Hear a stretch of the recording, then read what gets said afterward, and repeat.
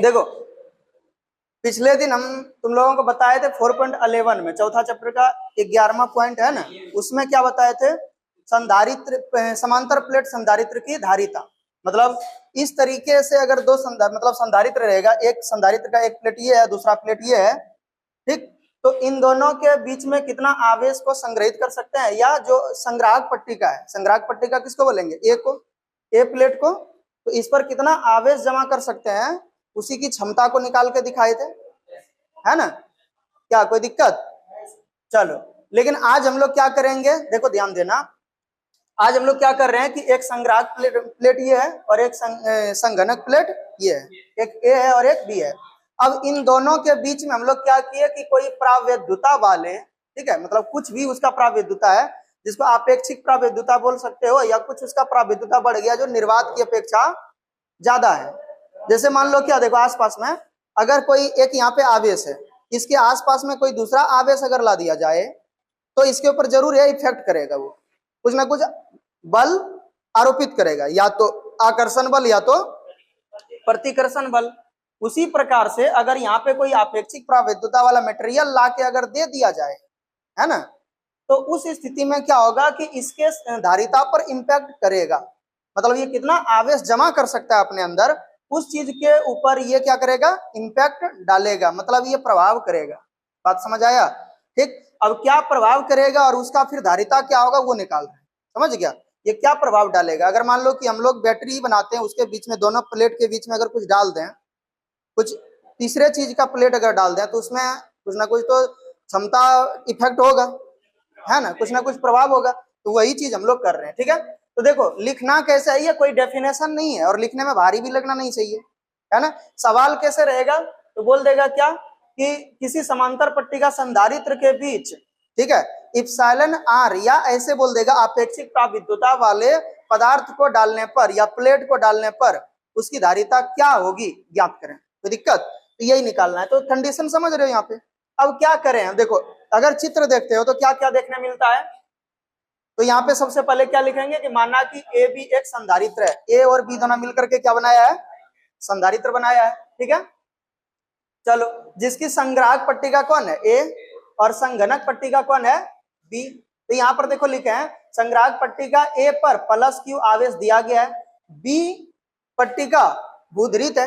भूधृत मतलब कौन? संघनक पट्टिका, हाँ, भूमि से जुड़ा हुआ, अर्थिंग लगा हुआ इसमें, ठीक है? और संधारित्र के दोनों प्लेटों के बीच प्रावैधुता वाले एक प्लेट पी लगाया गया है। ये दोनों प्लेटों के बीच एक पी प्लेट लगा दिया, उसकी प्रावैधुता क्या है? मान लेते हैं कि इप्सिलॉन आर है। क्या है? Epsilon are. ये टी लिखे मतलब डिस्टेंस है, यहां से यहां तक के बीच की दूरी। कोई दिक्कत? अब समझो, जिसकी मोटाई क्या है? टी है, एवं ए बी के बीच की दूरी डी, तथा प्रत्येक प्लेट का क्षेत्रफल ए है। अगर ये वाला जो है, सुनो पहले, ये यहां से यहां जो है ए से बी के बीच की दूरी कितना है? डी है। और ये दोनों प्लेट मतलब ये जो प्लेट है, पी जो प्लेट है, इसकी मोटाई कितना है? टी है। समझ गया? तो अगर हम लोगों को बाद में निकालना होगा कि इस खाली स्थान का दूरी, तो क्या करेंगे? पूरे डी में से टी घटा लेंगे, होगा कि ना? पूरे डी में से अगर टी घटा लेंगे, टी मोटाई घटा लेंगे, तो ये वाला बचेगा।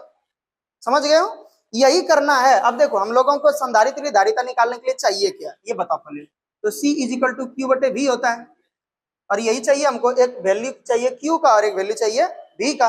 दोनों का वैल्यू अलग अलग निकालेंगे, है ना? और कैसे निकालेंगे समझो। तो अब हम लोग करेंगे क्या, अच्छा इधर समझ गया ना? इधर कोई दिक्कत? तुम लोगों को जैसे हो वैसे लिखो, कोई दिक्कत नहीं है, खाली गलती नहीं करना और हर एक चीज के बारे में मेंशन कर देना। अगर यही चीज जो क्षेत्रफल ए वाला जो मटेरियल हम बाद में लिखे हैं, वो अगर पहले भी लिख दो तो कोई तरीके की दिक्कत नहीं है। समझ रहे हो? ठीक।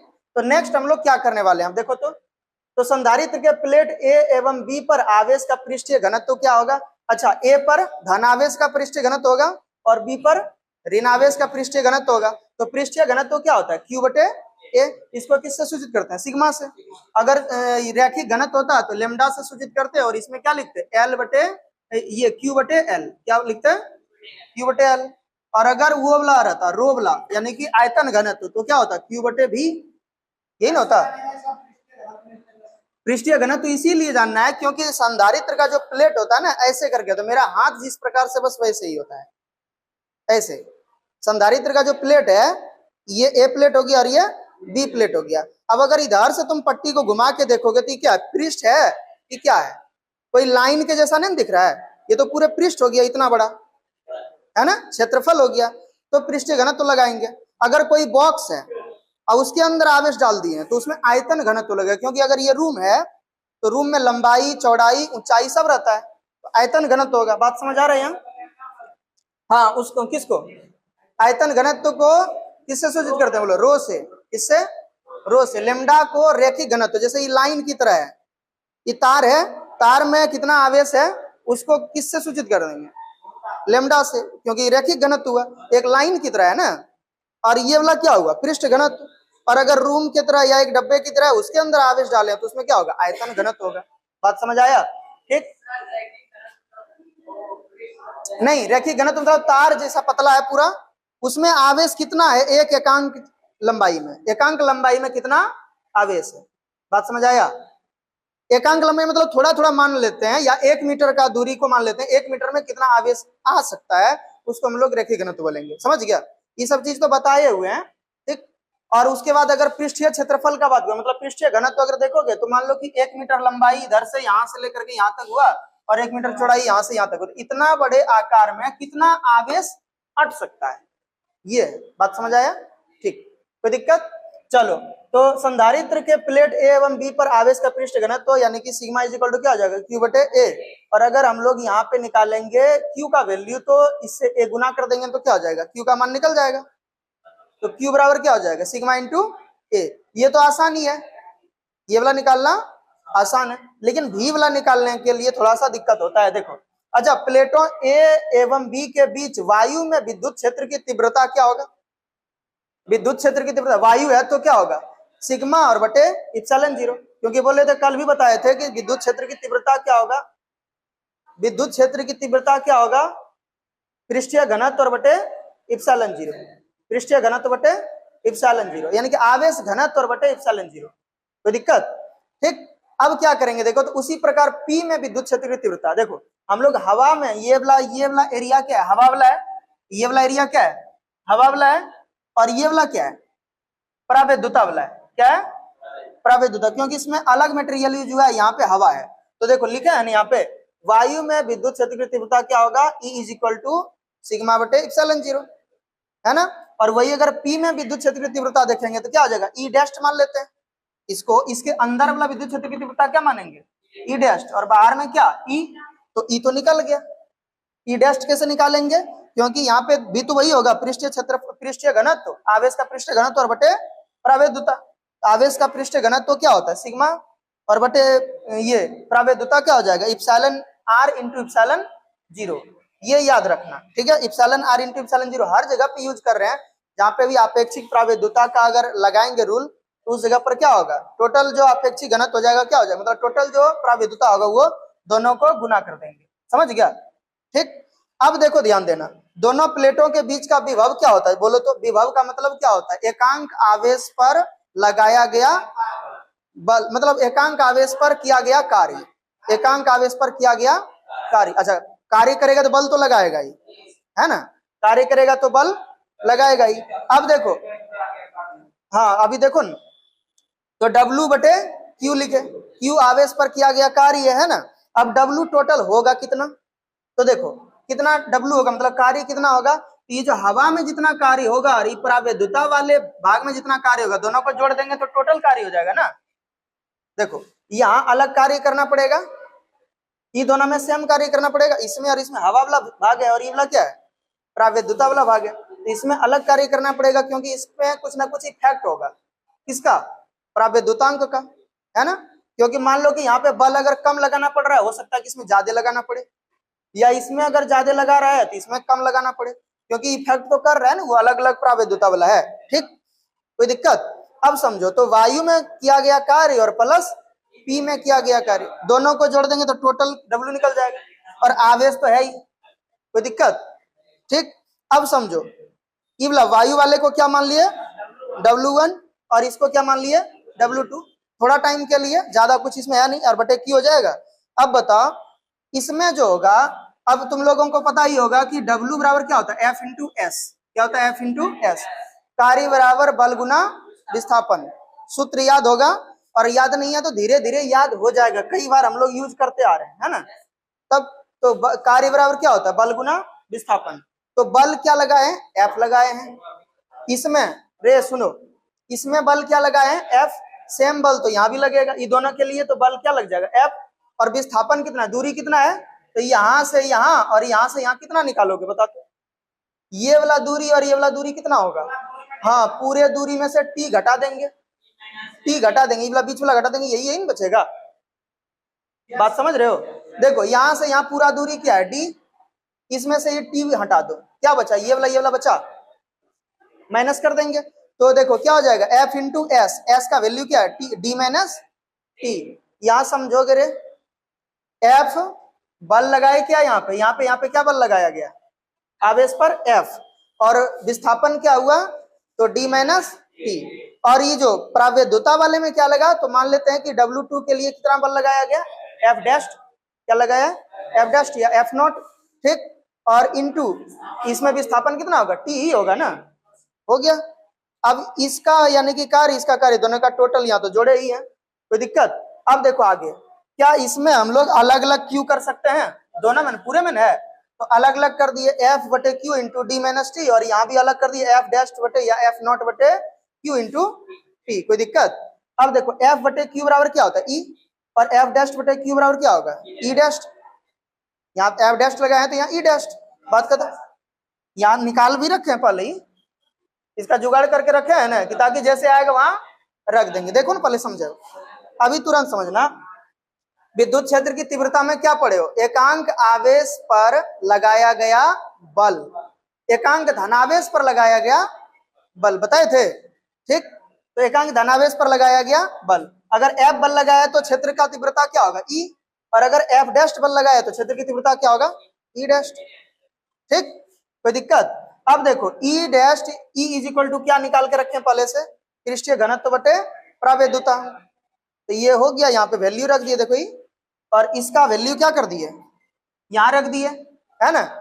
अब थोड़ा सा ई वाला सॉल्व करके हम दिखा देते तुमको, ज्यादा नहीं है इसमें, सॉल्व करके इसीलिए दिखाना पड़ेगा क्योंकि देखो यहाँ सिग्मा बटे इप्सिलॉन 0 यहाँ भी है, और सिग्मा बटे इप्सिलॉन 0 यहाँ भी है, दोनों में से कॉमन लेवल ले लेंगे सिग्मा बटे इप्सिलॉन 0, तो क्या बचेगा, यहाँ बचेगा d माइनस टी, लिख देते हैं, देखो सिग्मा बटे इप्सिलॉन 0, और यहाँ क्या बचेगा, d माइनस टी, ब्रैकेट में बचेगा, और प्लस में क्या बचेगा, यहाँ देखो तो प्लस में यहाँ क्या बचेगा, हाँ ऊपर में t बचेगा, और नीचे क्या बचेगा, इप्सिलॉन r बचेगा, ठीक। एक स्टेप बढ़ा दिए, थोड़ा सा कुछ है नहीं, देखो सिग्मा बटे इप्सिलॉन 0 ये रहवे करेगा, और इसको क्या करेंगे, d को अलग लिख देते हैं, इसका ब्रैकेट हटा देंगे तो यही रह जाएगा, देखो तो हटा भी दोगे तो कोई फर्क नहीं पड़ेगा, क्योंकि बाहर में ब्रैकेट के बाहर में कुछ था ना, ठीक।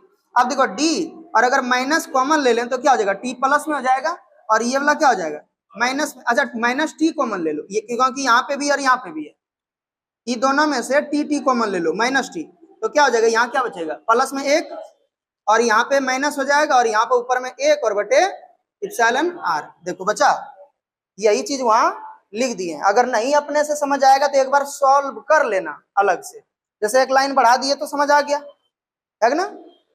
देखो ये वाला, ये इस स्टेप को ऐसे लिख लेना है, और फिर इसको हम लोग ऐसे लिख सकते हैं, हो गया, कोई दिक्कत। v का मान हमारा निकल चुका है, चाहिए क्या क्या था, q का मान चाहिए था और v का मान चाहिए था, q का और v का निकल चुका है। अब वैल्यू रखेंगे, q का, q बटे v, c बराबर क्या होता है, q बटे v, लिख भी दिया है, अतः संधारित्र की धारिता क्या हो जाएगा, q बटे v, q का मान क्या है, सिग्मा इंटू ए।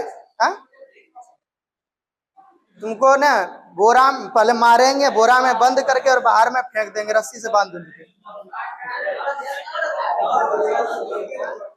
हम पढ़ाने छोड़ देते हैं, ठीक है ना, कर पढ़ाएंगे, क्या करोगे बता दो तुम लोग, तुमको निकालना क्या है बोलो तो, निकालना क्या है, देखो तो पहले संधारित्र की धारिता ही निकालना है, संधारित्र की धारिता ही अगर निकालना है तो क्या करेंगे बताओ तो? संधारित्र की धारिता क्या होता है? Q/V होता है कि नहीं? अगर हम लोग Q निकाले अभी तक और V निकाल के रखे और बोले कि अब इसमें लगाएंगे तो बोलता कहां से आया? समझ गए ना? अब ठीक, सवाल एक अलग अलग लेवल का पूछता है रे। क्यों क्यों यहां तो निकाल चुके पहले ही। हाँ अब देखो Q का मान रखे। हाँ सुनो इधर इधर रे, इधर सुनो।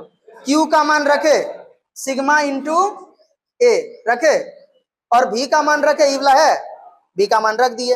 अब देखो सिग्मा से सिग्मा कटेगा, क्या बचेगा? बटे में अगर इप्सिलॉन 0 है तो ऊपर चले जाएगा, बटे में भी बटे में है तो क्या हो जाएगा? पलट जाएगा ना, ऊपर चले जाएगा सिग्मा इप्सिलॉन 0 इंटू ए, और जो बटे में था सब हम लिख दिए। कोई दिक्कत? बात समझ आया? तो ये देखो कॉम्प्लिकेटेड देखने में लग रहा है ना? तुम लोगों को देखो, जो भी स्टूडेंट थोड़ा सा अगर पढ़ रहा है ध्यान से तो उसमें करना क्या पड़ेगा? इसमें ज्यादा कुछ नहीं है। पहले तो क्या हम लोग देख लिए क्या कि ये दोनों, ये संधारित्र का प्लेट है, इसमें इप्सिलॉन आर प्राविद्युतांक वाले हम लोग कोई प्लेट को डाल दिए पी को, है ना? समझ गया? और करना क्या? आवेश का घनत्व तो आवेश निकाल लोगे टोटल। उसके बाद क्या करोगे? विद्युत क्षेत्र की तीव्रता अलग अलग निकलेगा क्योंकि इसमें अलग होगा, ये दोनों में अलग होगा और इसका अलग होगा। निकाल लिए।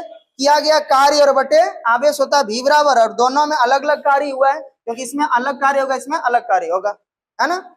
इसमें ज्यादा बल लगेगा, इसमें कम बल लगेगा एकांक आवेश पर। आवेश को कहीं से खींच के लाएगा तो इसमें ज्यादा लगेगा, इसमें कम लगेगा। कोई दिक्कत? तो अलग अलग कार्य किया था, तो इसमें अलग माने, इसमें अलग माने, W1 W2, और उसके बाद क्या कर दिए? इधर तो जान रहे F इंटू एस होता है, वैल्यू को हम लोग पुट किए। देखो इधर, अच्छा ये तुम लोग कितना बार यूज किए हो बताओ तो? सिग्मा बटे इप्सिलॉन 0 ई के जगह पर बहुत जगह पे यूज कर चुके हो, चैप्टर जब पढ़ा रहे हैं तो अभी कम से कम 4-5 जगह पे यूज हो चुका है, लेकिन भूल जाते हो, पता नहीं कहाँ रहता है ध्यान तुम लोगों का। ठीक है, और जैसे इधर सॉल्व करोगे तो क्या आ जाएगा हमारे पास? ये वैल्यू फाइनल आ जाएगा। कोई दिक्कत किसी को? अब इसमें कहीं पे अगर कोई डाउट है तो पूछ सकते हो, बताओ। डाउट नहीं ना? अब ठीक बंद।